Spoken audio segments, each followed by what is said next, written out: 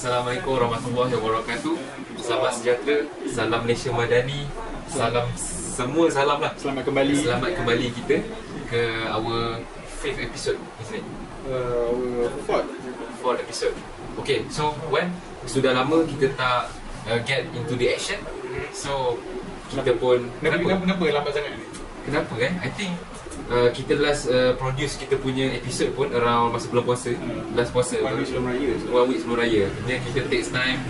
Kita pun ada orang kata commitment untuk attend the open house. Okay. Itu raya lah punya part. Itu raya Kau kena sebagai pelajar, segala midterm, segala quiz tu. Betul juga. Setelah minggu keempat tu, dia dah start increasing. The load work start increasing. So kita pun ada sikit ambil masa untuk fokus on our academic matters. Dan Alhamdulillah hari ni pun setelah kita bersilat untuk meluangkan masa kita lah, mencari masa lah, for us to start recording and to get back and keep in touch with certain issue lah. Okay, so Wan, how was your raya? Macam mana? Raya tahun ni agak janggal lah. Sebab kita raya cuti seminggu, lepas tu kita terus masuk kelas. Lepas tu weekend pun ada sekali yang tak balik. So raya, tak rasa raya sebenarnya aku tahun ni. Alright. Open house pun tak banyak lagi. Macam kita, I pun rasa masa raya ni pun antara raya paling hamba. Sebab we cannot go back to our hometown kan. So kita just raya kat mana? Raya kat JB, still in the city. So dia kurang lah dia punya feel and vibe. But yang paling penting setakat ni Alhamdulillah kita punya invitation untuk ke rumah-rumah pun ramai juga lah. Ramai juga invitation. Dan the latest one will be, sebenarnya dah habis raya. Pada 5 hari bulan nanti ada open house untuk Dewan Muda Johor lah, dengan Institut Dato' On. So dia terpaksa postpone lah. So itulah mungkin tentatif terakhir untuk open house lah. Macam mana? Macam mana? Tak ada apa raya dah. Tak ada apa. Lepas tu kita pun dihujani dengan segala test, segala quiz. Ya, betul. Dan kita memerlukan ample time lah to revision all that.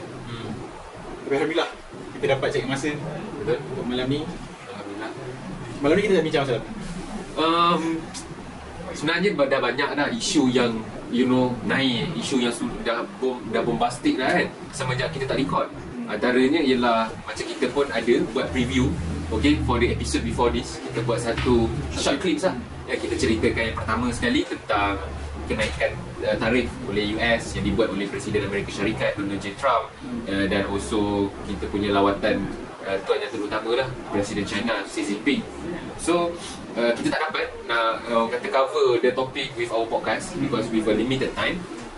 But we still think that it should be covered. That's why kita came up with the video. Ya, betul. Dan kita pun nakkan sebenarnya engagement engagement dengan kita punya audience. Sebab kita tak nak like kita dah lama tak record, lepas tu tiba-tiba kita terus come up with podcast.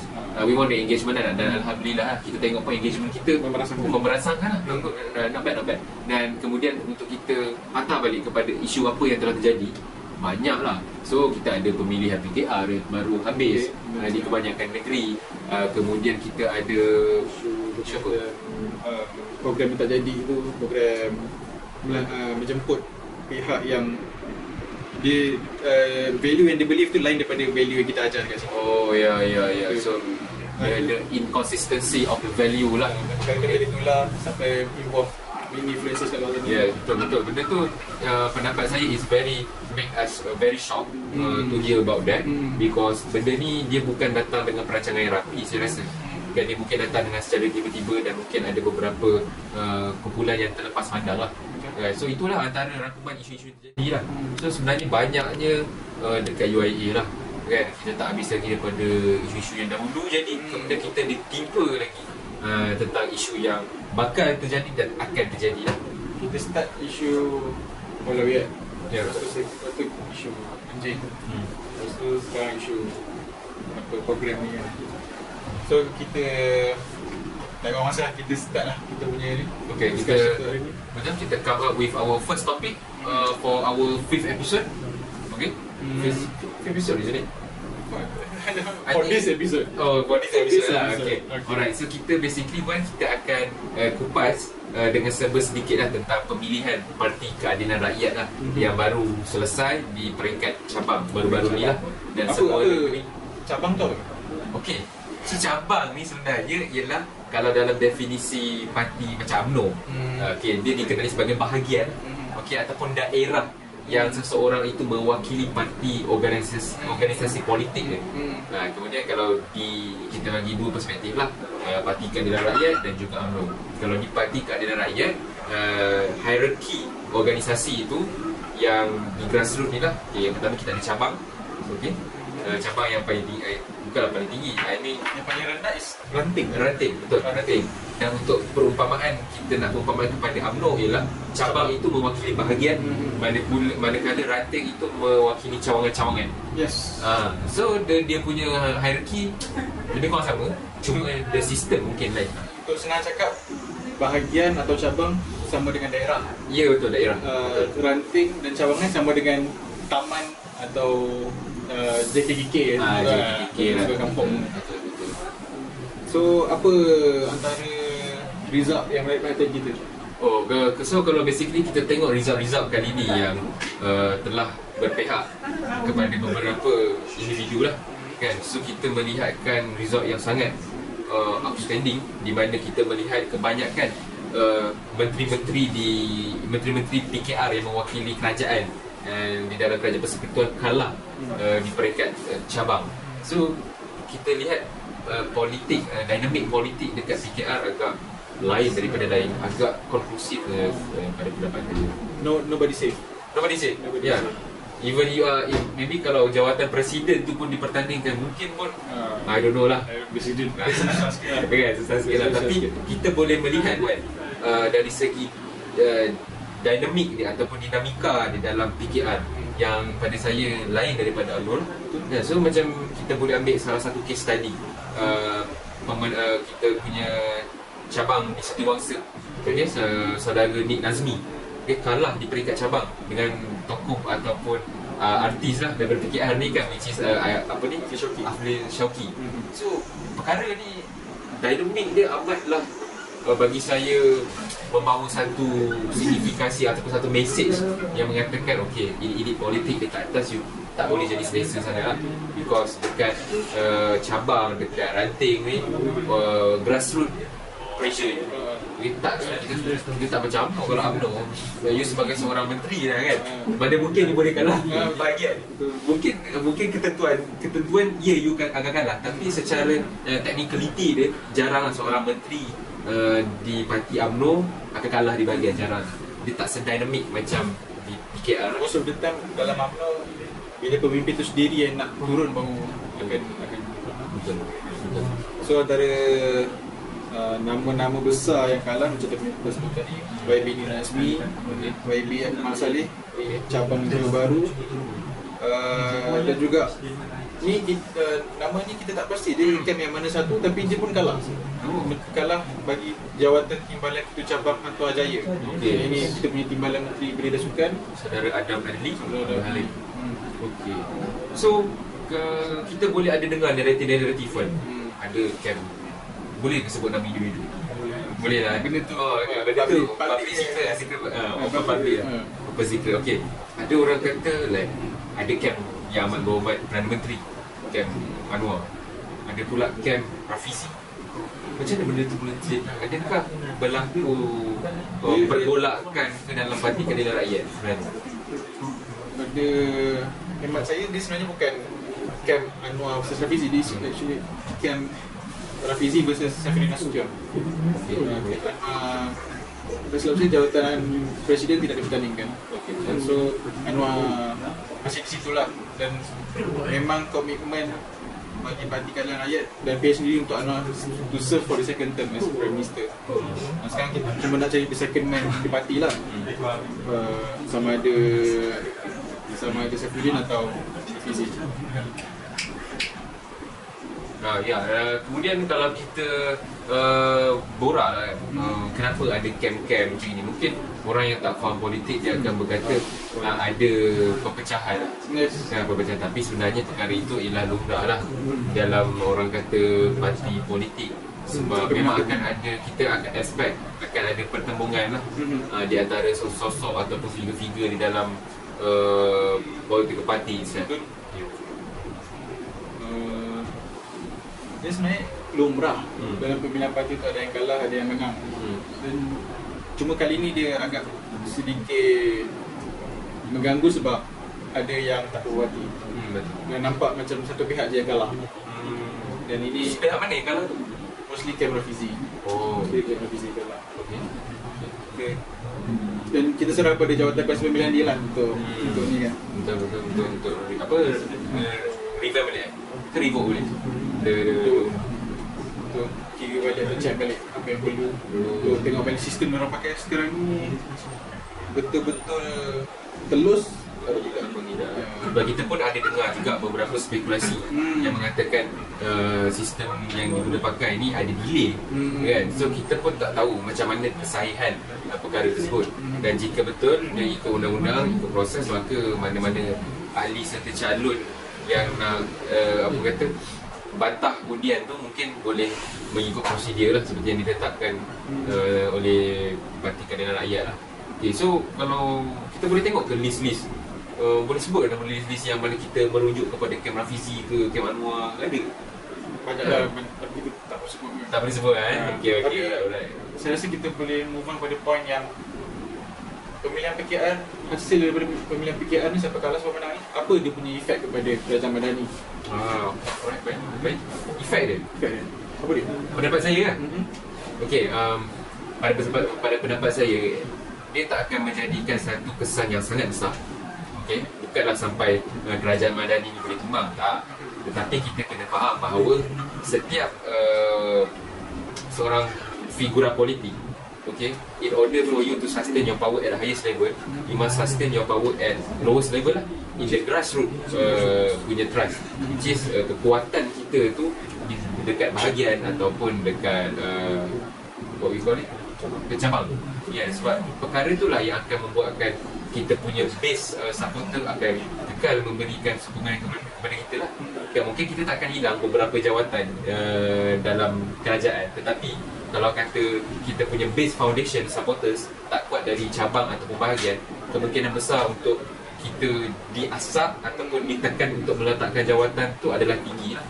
So dia berbaliklah kepada fakta yang telah saya nyatakan. In order for you to sustain your power, you must good in top at the top of the supply chain and also at the lowest, which is your grassroots level. Satu view ialah kenapa orang tanya ada perubahan ke dalam kabinet Madani, kabinet update. Betul. Bagi saya mungkin ada perubahan tapi it's still long way to go. Sebab tak silap saya dalam kabinet sekarang ni ada 2-3 senator yang akan habis dia senatorship by the end of the year. Ya, betul, senatorship. Sebab saya sebenarnya untuk penambahan audiens kat luar sana, senator ni dia ada satu tempoh masa yang dia boleh merangkul jawatan tersebut. Setelah habis, kemudian dia kena, jika dia nak meneruskan kejayaan dia sebagai administration di dalam kerajaan persekutuan, maka dia kena go by pilihan raya lah. Jika dia dah menghabiskan satu masa dan dia diperuntukkan untuk menjadi senator tu. Maksimum dia 2 term, 1 term bersama 3 tahun.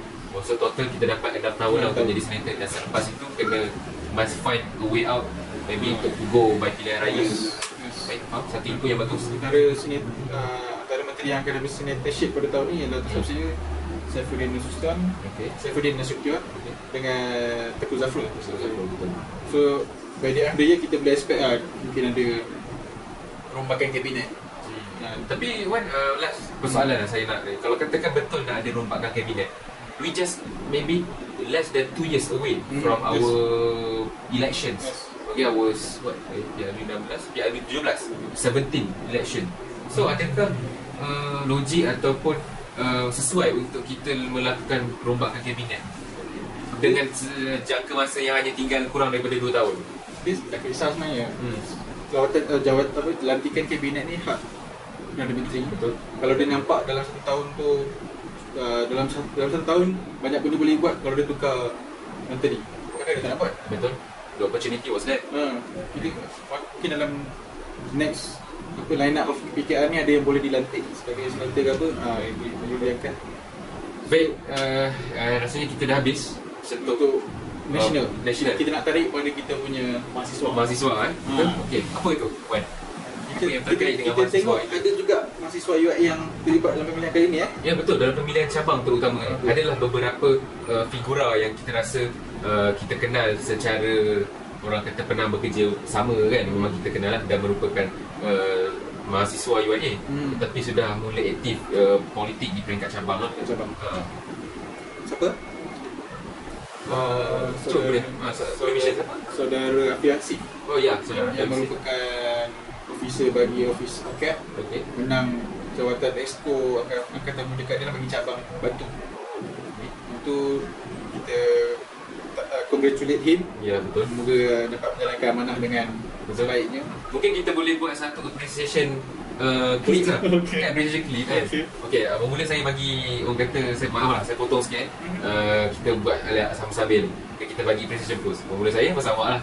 Okay. So untuk kita ucapkan dekat saudara kita, teman seperjuangan kita juga dalam Persatuan Mahasiswa, kita nak ucapkan kepada Afiq tahniah kerana telah memenangi AJK di peringkat cabang lah, cabang Batu. Exco AMK di peringkat cabang. Exco AMK di peringkat cabang.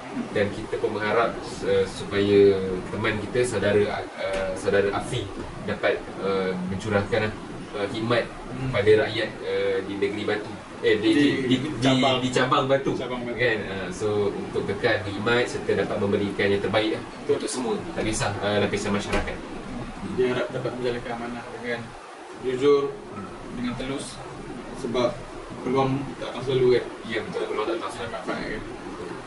Itu membawa juga pada soalan kita, relevan ke student terlibat dengan parti politik di peringkat cabang atau bahagian instead of terlibat dalam kelab-kelab politik dalam universiti, contoh macam MKM, contoh macam mahasiswa. Okey, Wan, saya bagi pendapat saya Okey, yang pertama sekali ialah kita kena tengok apa kehendak seseorang figure tu lah. Okey, kalau nak menjawab bagus ke tak dia terlibat dalam politik cabang di peringkat universiti ni, pada pendapat saya sangatlah bagus, sebab dia memberi satu keterbukaan, memberi satu pencerahan kepada pengalaman kepada orang muda. Kalau you nak ubah negara, salah satu cara ialah, yang paling terbaik ialah melalui politik. Mungkin ada beberapa orang yang akan tak setuju dengan kenyataan ni lah kan, tapi the top of the power chain is political, it's a politics. Jadi kalau kita lihat anak-anak kita ambil tahu pasal politik, pasal pembangunan negara, pasal polisi, kan benda tu bagus kan. Cuma je lah, jangan terlalu kita jadi terlalu taksub kepada parti politik yang kita mewakili. Kita kena faham the political party is just a platform. At the end of the day, you masuk political party for the way for you to serve the people kan. Jadi jangan jadi terlalu ekstrim. Kita cuba ambil pendirian kita terhadap pendirian yang lebih cenderung kepada moderate level kan. Jangan terlalu jadi extreme level, maybe to the left or to the right. Jadi itu pendapat saya. Saya setuju, but the negative side politik ni biasanya kat Malaysia sebab tu lah, satu parti rasa atau ahli parti tu rasa parti dia lebih mulia daripada parti lawan. Dan ini satu mindset yang salah sebenarnya. Kita sebagai the politik is about serving the people. It's not talking about how mulia you are. Tapi saya rasa bagus kalau student dapat terlibat, tak mesti dalam jawatan kan. Tapi kalau dapat terlibat, dapat bergaul dengan orang lagi tua dekat cabang, dekat bahagian, dapat ikut apa yang orang mungkin tak dapat buat sebelum ni, kita sebagai future generation dapat plan untuk execute benda yang orang tak dapat buat tu. Bagi saya benda tu bagus lah.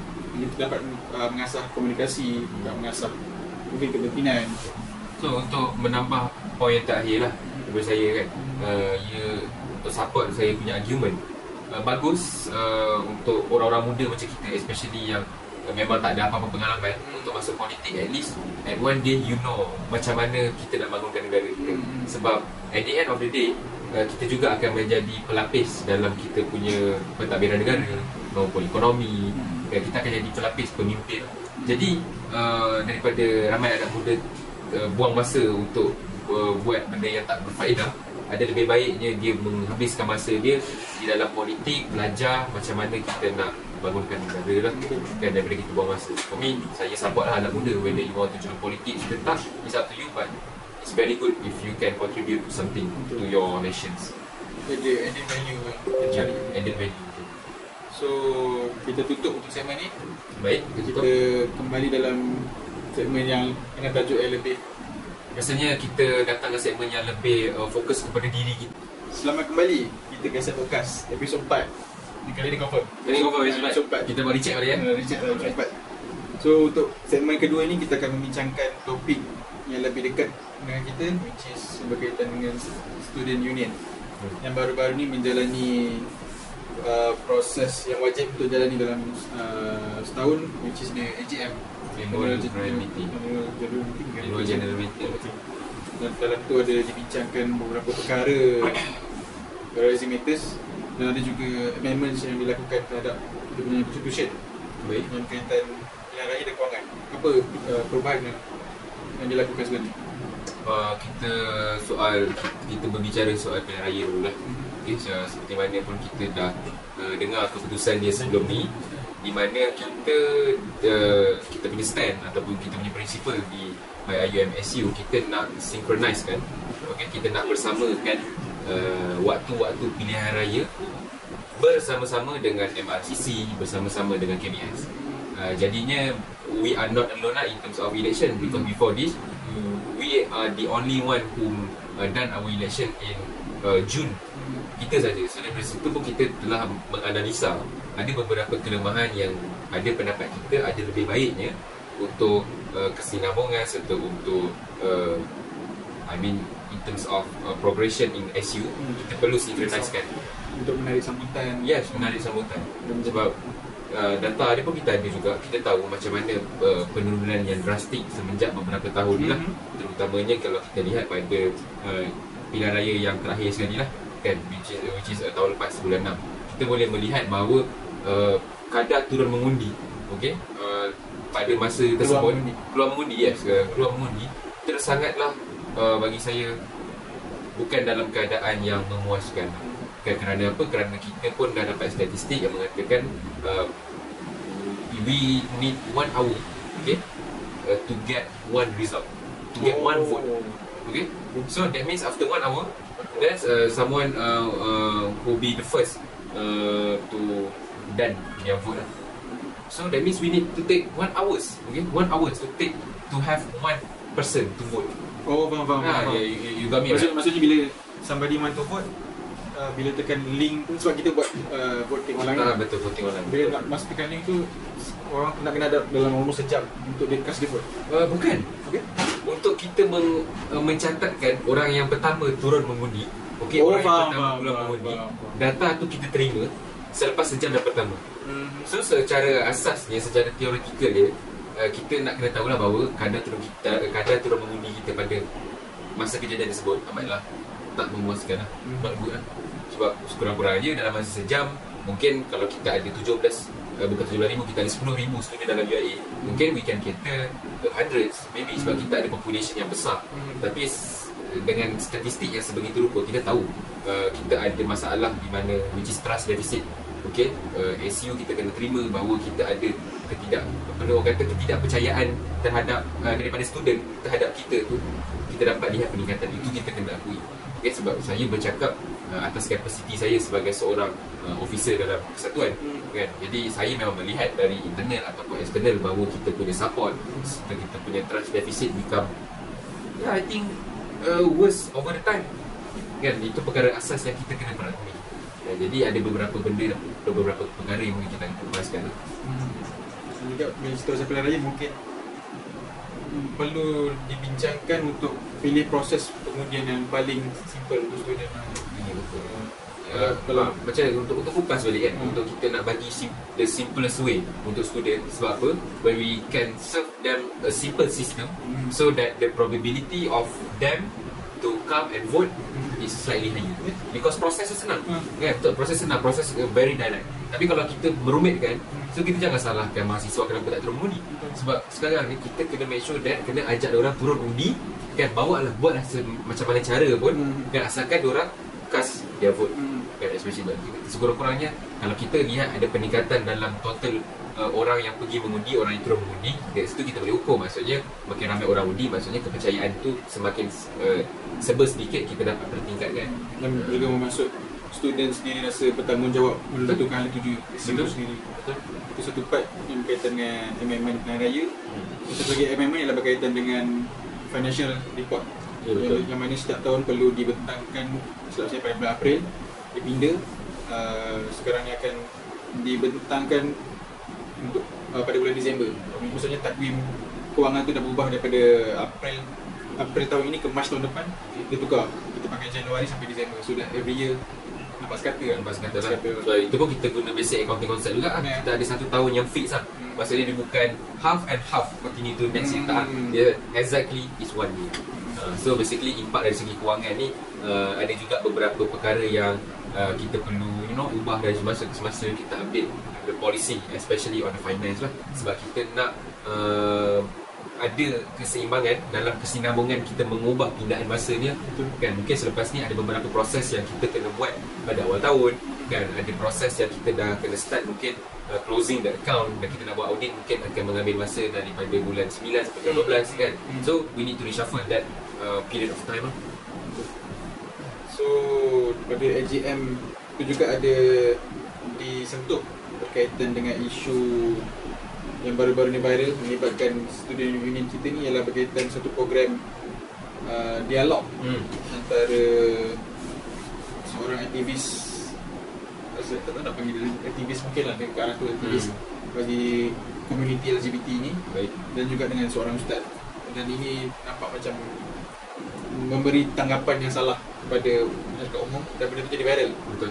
Dan we have to face the backlash lah. The very big backlash. Jadi macam mana bang? Macam mana nak kupaskan bang? Tak tanya pendapat saya? Okay, apa pendapat? Pada pendapat saya, program ni sudah tentu tidak sepatutnya dibuat. Okay? Jadi kita kena tahu macam mana perkara ni terjadi. Okay, yang pertama sekali ialah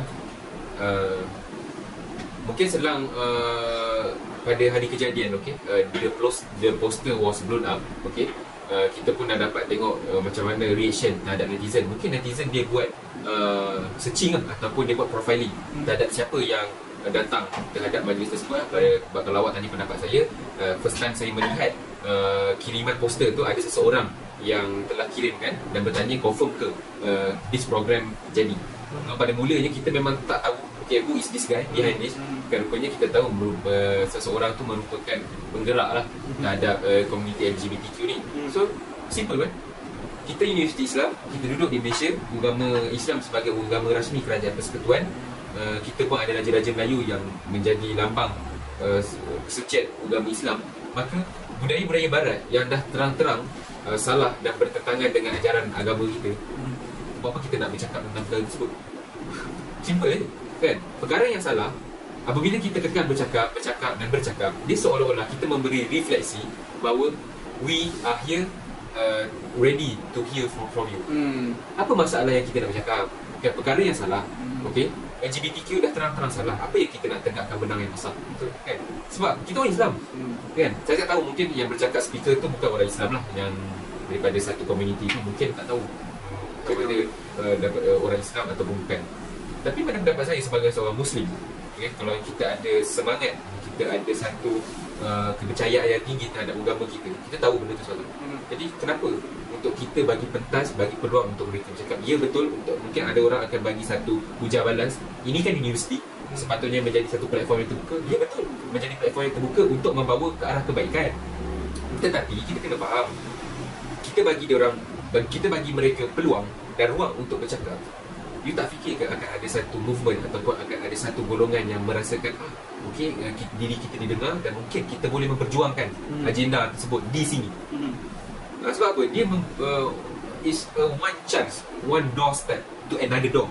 Faham tak? So kalau kata pada hari kejadian kita buka program tu, kita bagi peluang, kita letak mereka di atas pentas. Sedangkan kita manusia normal, kita duduk di bawah pentas, maksudnya di bawah mereka. Okey, secara psikologi tu. Secara psikologi tu kita nak kena mendengar isu ketidakwarasan yang mereka sendiri pilih untuk menjadi macam itu. Tapi sebagai masyarakat, tiba-tiba kita pula nak kena terima. Sebab we are not in the United States, we are not in the United Kingdom, we are not even in Singapore, we are in Malaysia. Jadi kita ada cara, kita ada adat, kita ada budaya. Pesan kita, budaya kita, adat kita, agama kita tidak membenarkan perkara ini untuk terjadi. Jadi mana-mana mungkin saya boleh sebarkan kepada komuniti-komuniti mereka, kalau nak buat selepas ini kat UIA, kita tak payah kan. Dia agak keras bila saya melontarkan pendapat macam gini, sebab saya memang nak keraskan ataupun nak fokus on this topic lah. Kita tak kisah, okay, apa saja awak nak jadi, asalkan you tak mengacau, you tak ataupun you tak mengganggu mana-mana orang. Tetapi janganlah cuba menegakkan benda yang besar. Janganlah cuba memperjuangkan hak yang dah terang-terang salah di sisi agama, di sisi budaya, mana-mana agama pun melarang. Jadi kita memang betul, mungkin kita tengok bila kita imbas semula topik yang berada dalam poster tu kan, mungkin topik tu not lah directly talk about LGBTQ, tetapi apa yang kamu cuba nak sampaikan, apa yang kamu cuba nak cuci pemikiran anak-anak muda kita, itulah salah satu cara dia halus dia bagi kan. Sebab dia mendapat mungkin support yang kuat daripada segi komuniti dia yang mungkin berada di dalam UIA. Kita bukan nak buat cerita senang, komuniti dia berada dalam UIA. This is an open secret. Kita tahu this community. Jadi pada pendapat saya sebagai seorang pemimpin, saya jika perkara ni berlaku lagi, mungkin saya lah orang yang pertama akan memastikan this community untuk saya badras dan lawan, supaya tidak ada apa-apa saja ruang maupun peluang untuk kamu bercakap di mana-mana pentas. Benda lain boleh, tapi not of your community. So that is my stance. Saya second Rizal punya stance. Kesan dia adalah pada staff tu sendiri. Staff SU yang kena layan semua segala backlash. Lagi yang masalahnya setahun ni pun tak terlibat apa-apa pun. Ya, they are not in the decision making. Betul. Dapat poster tu je lah. Semua dapat arahan buat poster. Terus kita harap isu ni tak berulang. Kita harap ada how to say, what is your recommendation to this case? Apa yang terutamanya lah dalam SU ada board of approval untuk setiap program. Betul. Siapa yang terlibat dalam BOA ni sebenarnya? Dia sebenarnya kita pun ada kecelaruan serta kekeliruan lah. Okay, siapa sebenarnya yang mengemudi BOA? Kan? Sebab apa? Sebagai SU kita kena akui bahawa perkara ni datang daripada kita. Nak tak nak orang akan tunjuk jari, ya, ini salah kita. Okay? Sepatutnya board of approval kena betul-betul buat profiling terhadap siapa yang mereka jemput. Sekurang-kurangnya kita dapat tahu daripada mana organisasi yang mereka wakili. Okay? Seperti mana kalau kita boleh buka pun one of the Instagram from the community that has been invited tu. Okay, bila kita buka je dia punya Instagram, kita boleh terang-terang nampak apa agenda mereka. Jadi pada pendapat saya, ini teguran lah kan. Kita sebagai ahli SU juga kan. Jadi teguran ni adalah tolonglah be alert lah. Kan? Kadang-kadang pada pendapat saya, kalau kita sebagai seorang pemimpin, sebagai seorang officer ke apa, kalau kita kena terpias, it's okay because itu kehendak kita.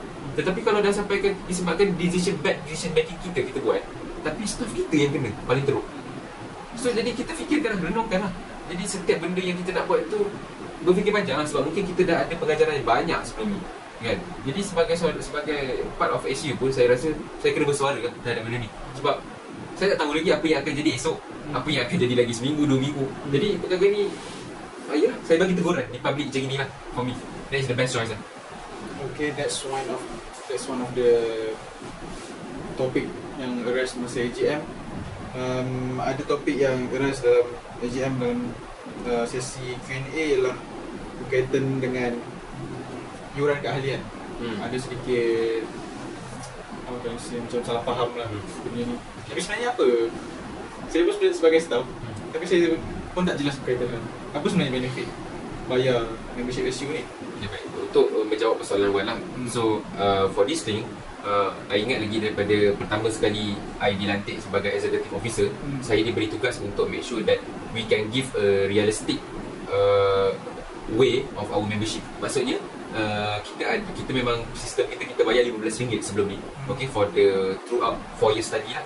So maksudnya sekali bayar RM15 saja. Tetapi dekat sini masalahnya ialah kalau kita lihat main point of ataupun benefit point from the IUMSC membership, okay, kita suruh orang bayar RM15. Okay, ini perspektif saya berbual, saya sentuh perspektif ini dari segi business way. Okay, sebab itu pun tanggungjawab saya dalam SU. Okay, you ask the people to pay RM50 annually. Yes, it's very cheap. Okay, RM50 for 4 years throughout study. Okay, it's definitely cheap. Okay, RM15 cheap. Tapi sekarang ni masalahnya ialah bukan pasal harga, tetapi masalahnya ialah pasal value that we can give back to the community. Siapa community kita? Is member kita lah. Okay, one of the key point ialah kalau katakan kita daftar, apa yang kita dapat ialah setiap email, setiap program yang SU jalankan, the program that SU has been organised, dia akan terus pergi kepada email member as a notification. So perkara tu kita tak dapat deliver. Sedangkan perkara itu perkara yang paling realistik lah untuk kita bagi. At least kita put a priority to our member first lah, because they paid for that. Tapi kita tak dapat nak fulfill the value. Itu yang pertama. Yang kedua ialah tentang point yang kita nak buat personalized content. If I'm asking you in your perspective, bila you baca je that term of benefits of IIUM SU membership, personalized content, what do you thinking? I have no idea. So that's why bila I'm come into office, benda pertama yang I buat ialah I tak adalah nak do amendment lah, a little bit amendment to our membership benefit keys. So macam mana I buat, I drop mana-mana perkara yang tak realistik. Contohnya personalized content. Siapa yang nak buat personalized content untuk 8,000 ahli SU dan email kepada setiap satu mereka? So personalized content untuk apa? So perkara tak jalan. So kita tak boleh salahkan juga mahasiswa yang bertanya perkara tersebut. It's a good question for me, kan? Dan inilah masa untuk kita tegangkan dengan lebih lanjut. Kita sepatutnya kena cakap, betul, kita ada bayar RM15, tapi disebabkan dengan RM15 ni kita tak dapat bagi value yang realistik untuk our membership, because perkara ni memang tak jalan pun. Itu masalah dia, tak jalan. That's why kita punya mahasiswa, kita punya ahli tanya kita buat perkara tu. So mungkin perkara ni pun di bawah tanggungjawab Office of Treasury. Jadi selepas ni mungkin kita buat, nak masuk dunia baru ni, kita mungkin choose ataupun kita buat amendment ataupun kita revamp balik kita punya membership fees ni. Mungkin kita boleh kekal dengan harga RM15, tapi bila student bayar RM15, apa value yang dia boleh dapat? Kita ambil paling realistik. Sebab perkara yang kita ada 6 main point, semua bagi saya pada ketiga itu, dengan human resource yang kita ada, memang tak realistik kita nak bagi. Dalam SU kita nak selesaikan macam-macam perkara. Jadinya membership fees ni kita kena tengoklah apa kebaikan yang student dapat. Masalahnya sekarang tak ada kebaikan tu, tak nampak. Jadi itu masalah dia. Kita boleh jawab balik persoalan. Jadi jelas kata soalan tu, dan soalan ada juga timbul ialah there is a gap ataupun sama antara satu pelajar UIA ni dengan management di tahap mana sekarang? Adakah di tahap yang solid ataupun bila kita ada face masalah, management lepas tangan? So untuk jawab persoalan tu lah, kita kena sedar balik kita ni bukan kuliah based society. Kita bukan MRCC. Kan kadang-kadang ada suara-suara yang bercakap seolah-olah dia faham semua benda lah. Jadi kita SU, kita badan bebas. Untuk menjawab persoalan Wan, bagaimanakah hubungan kita dengan universiti, kita nak menjawab mungkin hubungan kita sekarang not as good as before, sebab kita telah dihadapi oleh beberapa isu. Jadinya in terms of support, mungkin kita kena expect anything can happen. Jadinya untuk menjawab persoalan tu, kita masih lagi nak mempertingkatkan hubungan kita dengan universiti, sudah tentunya. Sebab kita pun tak naklah bila kita membuat nama baik, kita letak nama universiti, tapi bila dalam keadaan macam sekarang, kan semua orang lepas tangan. Jadinya IIMSU ni basically seorang. We don't have support from KPS, we don't have support from RCC, kan? The case issue like this lah, kan? Jadinya hubungan tu nak jaga baik, of course we must have a good PR. Macam mana kita hadapi, macam mana kita take a measure on a PR punya elements, kan? So maybe kita kena jadi a little bit aggressive about that lah, supaya kita ada look, supaya kita ada nampak keberanian di depan halayak ramai. Mungkin kita akan menghadapi beberapa public backlash. Memang kita akan dapat, tapi sekurang-kurangnya we be very sharp in front of the audience. Kita kena lebih ready dalam semua benda. Yes, betul. So antara soalan looking forward ialah looking forward sebagai sebuah union, kita dah amend kita punya waktu pilihan raya.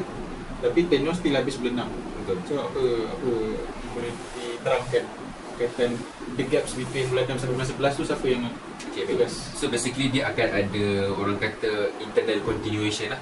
Okay, daripada segi IUMSU sendiri kita akan pilih site, kita akan make internal punya selection lah. So kita akan tanya siapa yang nak stay, siapa yang tak nak stay.